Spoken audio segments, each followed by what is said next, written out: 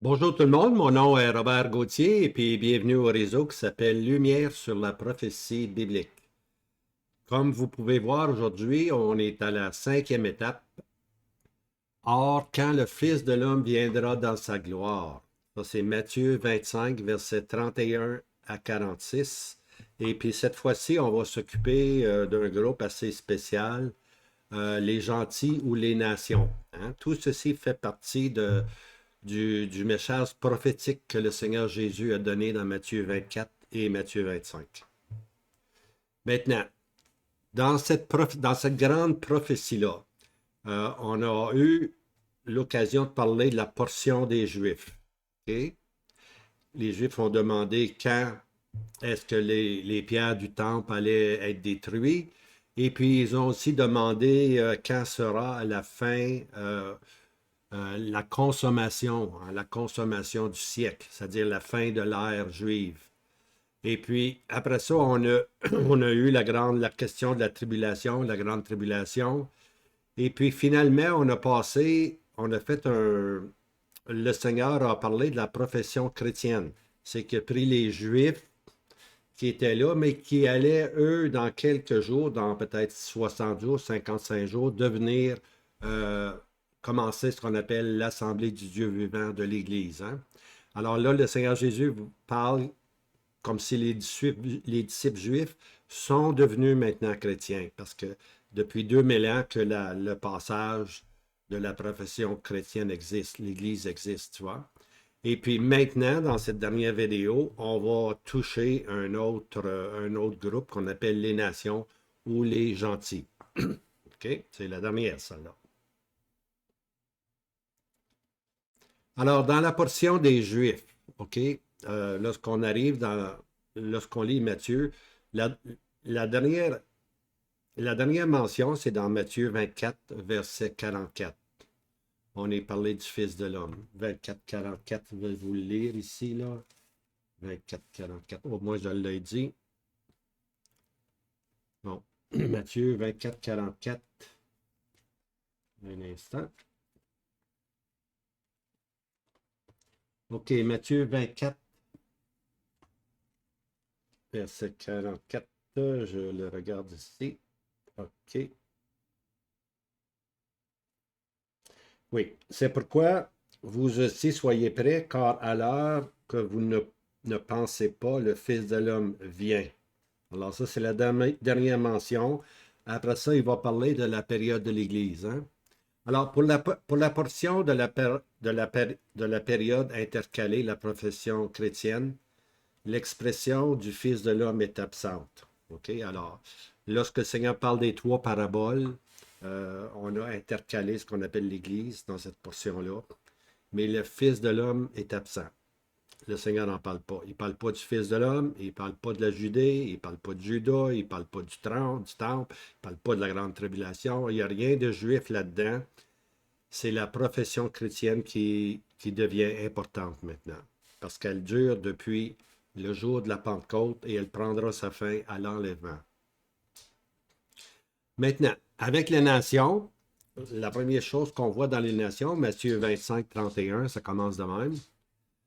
Et quand le Fils de l'homme viendra dans sa gloire, Matthieu 25, 31. OK, la séance avec le Fils de l'homme.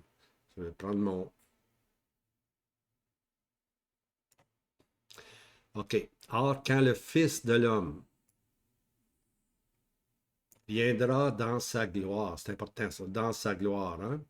Alors, il va y avoir un trône qui va être placé là. Et puis, de nouveau, on voit maintenant une séance avec le Fils de l'homme sur le trône. OK? Il vient pour juger vivant. Les nations sont vivantes à ce point-ci, là. OK? Je vais l'expliquer ça dans les passages qui vont venir. On va voir qu'il y a des jugements qu'on appelle des jugements guerriers, puis des jugements sur un trône, une séance sur le trône. OK, Matthieu 24, 14. On a lu que cet évangile du royaume sera prêché dans la terre habitée toute entière, en témoignage à toutes les nations, et alors viendra la fin. OK? Ça, c'est un verset important, le Matthieu 24, 14. On a parlé de l'évangile du royaume. Alors, le Seigneur parle aux disciples, aux Juifs, puis il leur avait, si vous vous rappelez, il y a les 70, ils les avaient envoyés pour prêcher l'Évangile, hein, puis ils sont revenus tout contents. Puis le Seigneur Jésus dit que cet Évangile-là va être prêché jusqu'au bout de la terre, OK? Alors ici, cet Évangile du royaume sera prêché dans la terre habitée tout entière, en témoignage à toutes les nations, et alors viendra la fin, OK? Alors l'Évangile du royaume, je l'ai déjà dit, c'est l'évangile où, où le résidu pieux va sortir après l'enlèvement de l'Église. Ils vont sortir avec un évangile, mais l'évangile, ça ne sera pas croire au Seigneur Jésus. L'évangile va être le roi revient, le Messie revient dans quelque peu. Repentez-vous. C'est le Messie maintenant, c'est le retour du Messie. Le Maître revient. OK? Alors, c'est ça l'évangile du royaume. On va annoncer l'établissement du royaume, elle est pas loin, tout simplement. Et puis, il y a des gens qui vont recevoir ces messagers-là, puis ils vont se convertir. Maintenant, la séance du reste des nations se fera devant le grand trône de la gloire du Fils de l'homme. On appelle ça le jugement des vivants. Okay? Quand le Seigneur Jésus, dans Matthieu 25, ici, le verset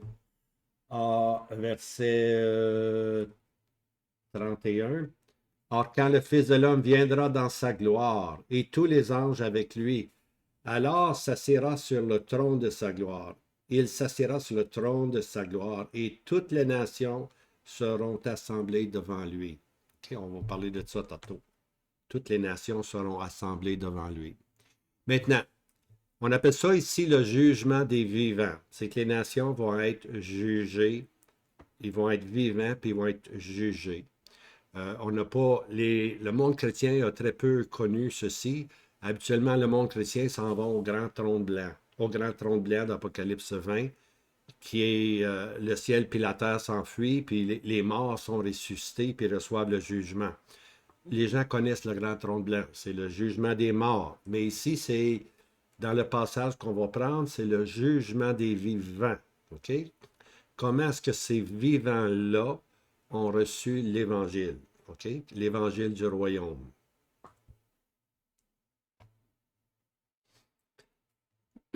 OK, maintenant. Alors, OK, la séance du reste des nations, parce qu'il va y avoir, il va y avoir un jugement de guerrier qu'on appelle, OK?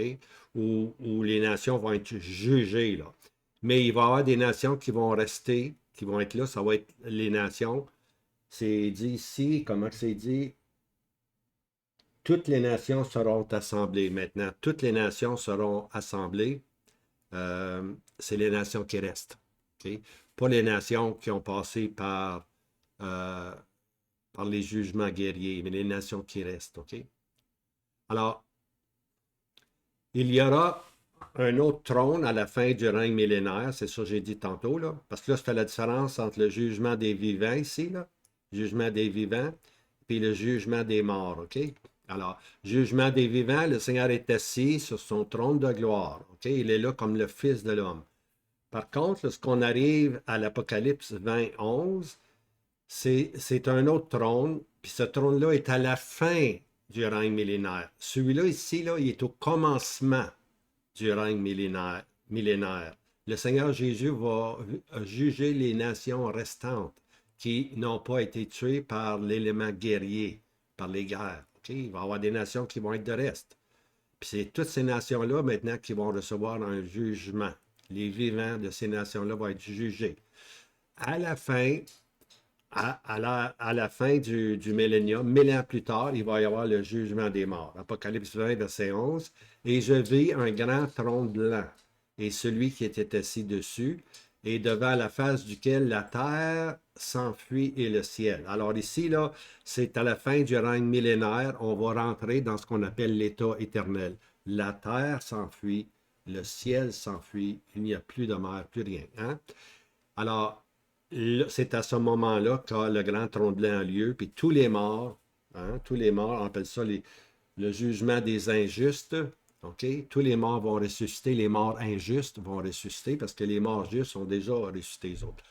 OK? Mais maintenant, c'est la résurrection des morts, ce qu'on appelle la, la, la deuxième mort, hein, de craindre la deuxième mort, c'est celle-là ici. Alors ici, on est Matthieu 25, 31. Alors il, c'est-à-dire le Seigneur Jésus comme roi, va s'asseoir sur le trône de sa gloire. OK? Et toutes les nations seront assemblées devant lui. Toutes les nations ici, là, je le souligne ici, toutes les nations, là, c'est seulement les nations survivantes. Les nations sur, qui ont pas, qui sont des survivants, disons, de toutes les autres atrocités qui sont arrivées, de toutes les autres guerres. On va voir les autres guerres. On va voir tantôt les guerres guerrières qu'on appelle, où les gens sont complètement jugés automatiquement. Mais il va rester sur la terre encore des nations. Okay? Toutes les nations qui sont de reste sur la terre passeront devant le trône de sa gloire, puis ils seront jugés. Mais c'est un jugement des vivants. Okay? C'est un jugement des vivants. Alors, il y a deux types de jugement des nations. Voyez-vous ici, j'ai mis deux balances. Là. Il y a deux types. OK? On va regarder les deux types. Regardez ici. Le jugement guerrier. OK? Et puis finalement, le jugement sur le trône. Ça, c'est celui qu'on regarde présentement. Matthieu 25, à partir du verset 31. OK? 31 à 46. Alors, le jugement guerrier, avec les guerres, puis le jugement sur le trône. Ici, le jugement sur le trône, le Seigneur Jésus est assis sur son trône. OK? Maintenant, remarquez bien, on va ajouter d'autres choses. OK. Pour les jugements guerriers, là, il va en avoir vraiment, il va en avoir deux. Apocalypse 17, verset 14, c'est les nations qui font la guerre contre l'agneau. OK, important ça. Les nations qui font la guerre contre l'agneau. Puis Zacharie 14, verset 2, c'est le roi du Nord qui vient attaquer Jérusalem. OK? Maintenant. Tandis que le jugement sur le trône, c'est Matthieu 25, verset 32. Alors, on va regarder de plus près. OK, regardons maintenant. On va simplement s'occuper pour les jugements guerriers. OK, on va regarder les versets. OK, Apocalypse 17, verset 14. C'est les guerres, là. C'est les guerres. Ceux-ci combattront contre l'agneau et l'agneau les vaincra. Alors, ceux-ci, là, c'est la bête et les 10 cornes. OK? Ça, c'est le monde chrétien. C'est la profession chrétienne. Ceux-ci, là, c'est la profession chrétienne après 2000 ans. 2000 ans. Après que l'Église est partie, il va y avoir une amalgamation de groupes religieux qui vont combattre contre l'agneau. L'agneau, naturellement, c'est le Seigneur Jésus. Alors ici, c'est un combat qui va avoir lieu à l'ouest. Okay? C'est la chrétienté qui va combattre contre l'agneau. Hein? Les 10 cornes, les 10 cornes, lorsqu'on parle des 10 cornes, on parle de l'Empire romain qui va reprendre vie avec 10 nations de l'Europe, pour ainsi dire. Maintenant, un autre combat. Ben, c'est encore le même combat, là, mais c'est le jugement qui va s'exécuter. OK? Alors, ils ont combattu contre l'agneau, la bête, Apocalypse 19, 20. La bête fut prise et le faux prophète. OK? La bête, c'est l'Empire romain, reconstitué avec les 10 cornes. Le faux prophète, ça, c'est l'Antichrist, hein, dans son dernier caractère comme faux prophète, faux enseignant, qui était avec elle et qui avait fait devant elle les miracles. OK? On voit les miracles par lesquels elle avait séduit ceux qui recevaient la marque de la bête et ceux qui rendaient hommage à son image. Et ils furent tous deux, la bête et le faux prophète, jetés vivants, sont jetés vivants. C'est un jugement vivant ici aussi, dans les temps de feu, embrasés par le souffle. Et puis Apocalypse 19, 21, et le reste. OK? Ça, c'est l'armée maintenant. OK? Les deux chefs sont jetés vivants. Et le reste, ça, c'est le reste des armées, les 10 cornes, ça, maintenant. Le reste des armées fut tué par l'épée de celui qui était assis sur le cheval, laquelle sortait de sa bouche, et tous les oiseaux furent rassasiés de leur chair. OK? Alors, ça, c'est c'est le, c'est le jugement guerrier. Hein? Maintenant, le reste, comme je disais, c'est les nations qui étaient avec la bête, unies. Alors, c'est la profession chrétienne, les armées de l'Ouest, tout simplement. Puis maintenant, je vais faire un petit résumé là, de tout ceci. Regardez ceci. C'est le premier jugement des guerriers. On juge premièrement l'Ouest. OK, regardez ici. C'est l'Ouest qui est jugé, c'est l'Occident, c'est le monde chrétien qui est jugé. Ils n'ont pas accepté l'Évangile, au contraire, ils ont combattu contre l'agneau. Et puis son jugement aura lieu au nord d'Israël, qu'on appelle ici Armageddon. Apocalypse 16, verset 16. OK? Alors ça, c'est le premier jugement guerrier. C'est en rapport avec tout ce qui est de la chrétienté, tout ce qui est de l'Ouest. Puis ce combat-là va être appelé Armageddon. Ça, c'est l'Ouest. OK? Maintenant, il va rester l'Est. Puis après ça, il va rester quoi? Les nations qui vont survivre. OK? Puis c'est là qu'on s'en va dans Matthieu 25. Alors, on va aller dans l'Est maintenant. Le deuxième jugement des guerriers. C'est Zacharie 14, 12. Ils assembleraient toutes les nations contre Jérusalem. Alors, je l'ai dit souvent, ça, toutes les nations, c'est les nations de l'Est, les nations qui sont autour de Jérusalem. OK? Autour de Jérusalem. Tous les pays arabes, tous les pays musulmans là, qui sont là présentement, qui veulent détruire Israël. OK? Alors, ces nations-là vont se réunir contre Jérusalem pour le combat et la ville sera prise. Donc ici, là, c'est bien important de saisir ceci. Zacharie 14, verset 12. Jérusalem sera prise. La ville sera prise. Hein? On regarde Jérusalem aujourd'hui, puis Jérusalem va être pris.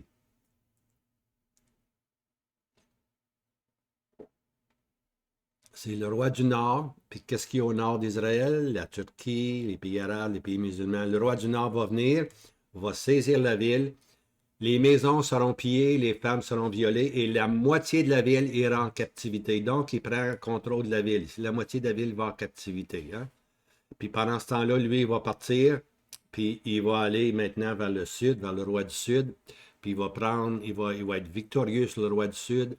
Puis avec lui, ils vont avoir toutes sortes d'armées qui viennent de l'Afrique. Okay? Il prend le nord, le Libye, toutes ces choses-là. Tous ces pays-là vont le suivre. Son armée va être gonflée. Il va revenir sur Jérusalem. Okay? Il va rester un reste ici, un reste du peuple ne sera pas retranché de la ville. Okay? Maintenant, comme je disais, le roi du Nord il est allé dans le sud, il est victorieux. Il va revenir maintenant parce qu'il entend dire qu'il est arrivé quelque chose à Jérusalem, puis là, il n'est pas trop content, il revient, hein? Puis là, c'est marqué, et l'Éternel sortira. C'est l'Éternel maintenant qui vient, OK? C'est que quand la ville a été détruite, et puis pendant la période où le roi du Nord est allé vers le roi du Sud, en Égypte, conquérir, le peuple, pendant ce temps-là, s'est tourné. Le peuple, durant cette période-là, parce que là, les armées, la ville est entourée, puis là, le peuple va crier vers Dieu. C'est à ce moment-là que le résidu se convertit. Ce n'est pas durant la grande tribulation que le résidu se convertit. La grande tribulation finit à 1260 jours, mais Daniel nous parle de 1280 jours. Donc, il y a un mois là. OK? Puis durant ce mois-là, c'est l'occasion pour le peuple de se convertir. OK? Ils vont se convertir. Après ça, il reste encore 45 jours qui va donner l'occasion maintenant pour les 10 tribus de revenir vers le Messie à Jérusalem. Puis à ce moment-là, on va voir Gog puis Magog qui interviennent. On est à la porte du millénium. OK? Alors ici, à ce moment-là, là, entre 1260 et 1290 jours de Daniel 12, l'Éternel sortira et combattra contre ces nations. Okay? Comme au jour où il a combattu au jour de la bataille. Alors ici, j'ai toujours eu l'impression, puis c'est peu que se fasse erreur, j'ai toujours eu l'impression que le jour de la bataille, comme au jour de la bataille, ça fait référence à la bataille avec l'Ouest, dans Armageddon. Okay? Cette grande bataille-là. Le Seigneur, maintenant, est sorti, puis a défait la bête, puis le faux prophète dans le nord d'Israël, dans le nord d'Israël. Maintenant, l'Éternel revient pour délivrer Jérusalem. Le peuple se convertit. Et puis maintenant arrive le roi du Nord qui revient de l'Égypte, OK? Puis et ses pieds se tiendront là. Les pieds du Seigneur Jésus se tiendront là sur la montagne des Oliviers. Vous vous en rappelez, dans le livre des Actes, le Seigneur Jésus était sur une montagne des Oliviers. Hein? Quand vas-tu rétablir ton royaume? Puis on posait cette question-là sur la montagne des Oliviers. Et puis on voit maintenant le Seigneur Jésus qui revient maintenant, qui met ses pieds sur la montagne des Oliviers. Donc il va être physiquement, il va être vu, il va être reconnu. Hein? Alors, puis on dit que les oliviers en face de Jérusalem vers l'Orient, et la montagne des oliviers se fendra par le milieu. Puis c'est à ce moment-là que le Seigneur, que la gloire revient, hein? La gloire est revenue. Israël est de nouveau mon peuple, il est de nouveau ami, hein? Il est de nouveau reconnu de Dieu. Puis c'est à ce moment-là que le Seigneur Jésus, cette deuxième grande bataille, c'est la bataille avec l'Est. Toutes les nations de l'Est qui se sont assemblées contre l'Éternel. Alors, je résume un peu. C'est le deuxième jugement guerrier. On a eu celui de l'Ouest. Maintenant, on a le deuxième jugement guerrier, celui de l'Est. Et puis, c'est comme je disais, c'est l'Orient, c'est l'Est, hein? Pays arabe, pays musulman. Et puis finalement, le combat a lieu sur la montagne des Oliviers. OK? Ça, c'est tout près de Jérusalem, tout simplement. Alors ça, c'était les deux jugements guerriers. Par contre, il va rester encore des nations. OK? Ces nations-là ont été jugées. C'est un jugement guerrier. On les a tués. Hein? Les oiseaux de proie sont venus. Ils les ont mangés, pour ainsi dire. Mais il reste encore des nations. OK? Maintenant, toutes les nations seront assemblées devant lui. Ici, là, toutes les nations. N'oublie pas, là, le Seigneur, c'est le Fils de l'homme, il vient comme le Fils de l'homme, il vient sur son trône, juger les nations qui sont de reste. Hein? Alors, toutes les nations seront assemblées, c'est les nations qui restent, qui ont passé, qui ont survécu, on peut dire, les jugements guerriers, et puis les nations sont là maintenant. Il reste encore des nations. OK, il reste encore des nations. Puis là, le Seigneur Jésus, assis sur son trône, va séparer les uns des autres. Hein? Lequel des nations a été fidèle, puis lequel a été infidèle. Comme un berger sépare les brebis d'avec les chèvres. Hein? Ça, c'est pas guerrier ici, là. C'est une séparation qui se fait. Hein? C'est une séance spéciale, une séance devant le trône. Puis là, le Seigneur Jésus lui-même sépare les brebis des chèvres. Okay? Les brebis, naturellement, c'est ceux qui vont être sauvés, qui vont rentrer, hein, dans le règne millénaire. Puis les chèvres, c'est ceux qui vont être jugés, mais ils vont être jugés vivants, eux. Okay? Ce n'est pas un jugement guerrier, ils vont être jugés vivants. Maintenant, le critère du jugement des nations vivantes devant le trône de sa gloire. Alors, c'est quoi le critère? De quelle façon qu'on va juger ces nations-là? Là? Hein? Eux n'ont pas passé par les guerres, ils n'ont pas eu de jugement guerrier, mais ils sont encore là. Il y a des nations qui sont là encore là. Alors, comment est-ce qu'on va les juger? Quels critères qu'on va employer? Alors, voici le critère. Comment avez-vous traité ceux-ci qui sont mes frères? Hein? Ceux-ci qui sont mes frères. Comment est-ce qu'on a traité les Juifs, le résidu juif pieux, fidèle, qui est sorti avec l'évangile du royaume? Quelle a été la réception de l'évangile du royaume? Comment avez-vous traité ceux-ci, mes frères? Tu vois? Puis comment vous les avez traités, c'est ça qui fait la différence entre une brebis puis une chèvre. Okay? Maintenant, si on voit les brebis, l'amour en action envers les porteurs de l'évangile du royaume témoigne de la foi des brebis. L'amour en action. Lorsque les évangélistes sont venus avec le message du royaume, que le Messie revenait, comment est-ce qu'on les a reçus? Hein? Est-ce qu'on était bon avec eux? Est-ce qu'on leur montrait de l'amour? Est-ce qu'on leur a ouvert la porte puis leur dit venez manger un morceau de tarte aux pommes ou whatever? Hein? Est-ce qu'on vous venez, reposez-vous? Est-ce qu'on était réceptif au message de l'évangile du royaume? OK?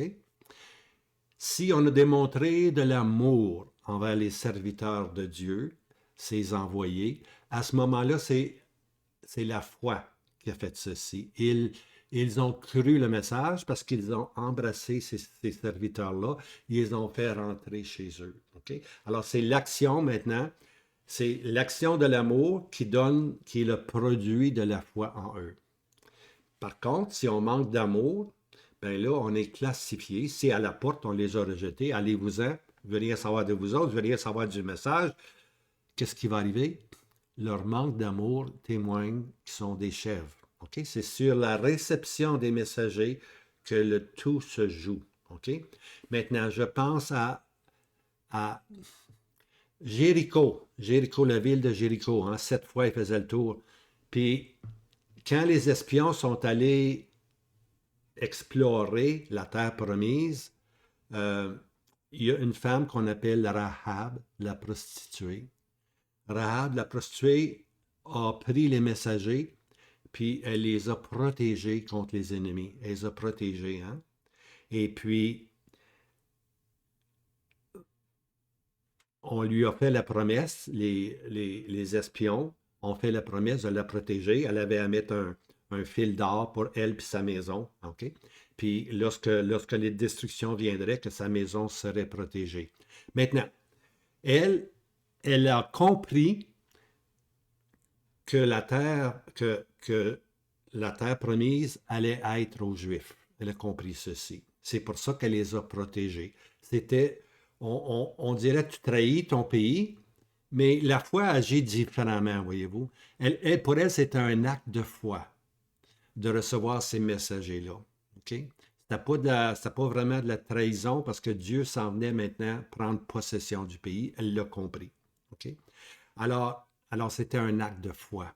Alors, lorsque ces gens-là vont recevoir les messagers, hein, le résidu, ça va être un acte de foi de leur part de prendre soin d'eux puis de bien les traiter. Puis par contre, ça va être un acte de rébellion pour les chefs qui ne reçoivent pas ces messagers. Aussi simple que ça. Aussi simple que ça. Comment avez-vous traité mes serviteurs avec l'Évangile? Alors, l'indifférence des chèvres face au message de l'un des plus petits. L'un des plus petits, là, c'est le moindre des évangélistes juifs qui sont sortis. Le Seigneur les appelle mes frères, mais il l'appelle aussi de l'un des plus petits. Comment est-ce que vous avez reçu de l'un de mes plus petits? Pauvre. Les Juifs souffraient beaucoup, là. Ils étaient rejetés de tout. Un de mes plus petits. Non, le Seigneur, il appelle ces évangélistes comme ça, l'un des plus petits. Hein? Alors, leur indifférence va être qu'ils sont déjà classifiés comme des chèvres. Puis ils vont aller où? Ils vont aller en jugement. Hein? Ils vont être jugés. Ils vont être jugés vivants. OK? Par contre, les autres, les brebis, vont rentrer dans le royaume. Hein? Ils vont entrer dans le royaume. Alors, Matthieu 25, verset 34. Alors le roi dira à ceux qui sont à sa droite, venez les bénis de mon Père, héritez du royaume qui vous est préparé dès la fondation du monde. Hein? Venez les bénis de mon Père. Okay? Alors, les nations ici, là, on voit que le royaume est préparé dès la fondation, héritez du royaume qui vous est préparé dès la fondation du monde. Alors, ces gens-là étaient préconnus de Dieu dès la fondation du monde. Ils sont connus de Dieu. L'Église, par contre, elle, c'est avant la fondation du monde. Hein? On lit dans Éphésiens 1, qu'on était connus avant la fondation du monde, puis qu'on est un peuple céleste, béni de toute bénédiction spirituelle dans les lieux célestes en Christ. Alors, on voit la différence ici. Les Juifs, c'est dès la fondation du monde, puis les nations restantes aussi, c'est dès la fondation du monde. Ils vont hériter du royaume, tandis que nous, l'Église, on est dans le temps, mais on ne fait pas partie du temps parce qu'on est connu avant la fondation du monde. Hein? Avant que le monde arrive, Dieu avait son épouse euh, devant lui. Son propos éternel, c'était d'avoir une épouse pour Christ. Hein? Puis l'épouse pour Christ, c'est l'Assemblée. C'est notre portion à nous présentement. OK? Mais eux ici vont rentrer, les brebis vont rentrer maintenant dans le royaume pour 1000 ans. Matthieu 25, 41, 42. Alors il dira à ceux qui seront à sa gauche, allez-vous-en loin de moi, maudits, dans le feu éternel qui est préparé pour le diable et ses anges. J'ai mis de l'emphase là-dessus. Hein? Quand j'ai eu faim et vous ne m'avez pas donné à manger, j'ai eu soif et vous ne m'avez pas donné à boire. Ça, c'est le critère. Les évangélistes étaient sortis avec le message de l'Évangile. Ils ne leur ont pas donné à manger. Ils ont eu soif, vous ne leur avez pas donné à boire. Et puis, donc, vous êtes maintenant des chèvres. Et puis, vous allez où? Je vais vous juger maintenant vivant, puis vous allez aller vivant dans le feu éternel qui est préparé pour qui? Pour le diable et ses anges. Donc, on voit ici que le feu éternel était préparé pour les mauvais anges et pour le diable. Mais parce que les nations n'ont pas cru, parce que ces nations vivantes qui restaient là, n'ont pas cru, ils vont aller être jetés dans les temps de feu, vivants dans les temps de feu. Hein? Ils vont rejoindre la bête et le faux prophète qui ont été jetés vifs dans les temps de feu. Hein? Alors, c'est Matthieu 24 puis Matthieu 5, comme je disais, on a la portion des Juifs, on a la portion de la chrétienté, le passage de l'Église, puis on a la portion de la balance des nations qui vont rester après les jugements guerriers. Puis là, le Seigneur, son trône fait la différence entre les brebis et puis les chèvres. Puis le tout est basé sur la réception des messagers. Hein? Alors, s'ils ont bien reçu les messagers, leur foi, leur amour pour les messagers était leur foi en action. Alors, eux aussi sont sauvés par la foi. Tout le monde est sauvé par la foi. Hein? La foi au Seigneur Jésus. Hein? Ou la foi dans l'œuvre du Seigneur Jésus. Ceux de l'Ancien Testament regardaient vers l'œuvre. Hein? Dieu avait promis un sauveur. Hein? Et puis, on était sauvés par la foi. Nous, on regarde du côté de la croix accomplie maintenant, puis on est sauvés par la foi. Et puis, eux, maintenant, en recevant les évangiles, vont être sauvés par la foi. Abraham crut Dieu. Hein? Quand Dieu a dit à Abraham et Sarah qui étaient pour avoir des enfants, beaucoup d'enfants, il était très vieux, il n'avait pas d'enfants. Abraham crut Dieu et cela lui fut compté à justice. Hein? Maintenant, Dieu est juste et justifiant ceux qui sont dans la foi au Seigneur Jésus. Et puis ici, les brebis ont montré leur foi en recevant les messagers, tout simplement. Toujours la foi, bien-aimés, toujours la foi. Sans la foi, il est impossible de plaire à Dieu. Hein? Alors, je termine avec Matthieu 24, verset 35. Le ciel et la terre passeront, mais mes paroles ne passeront point. Hein?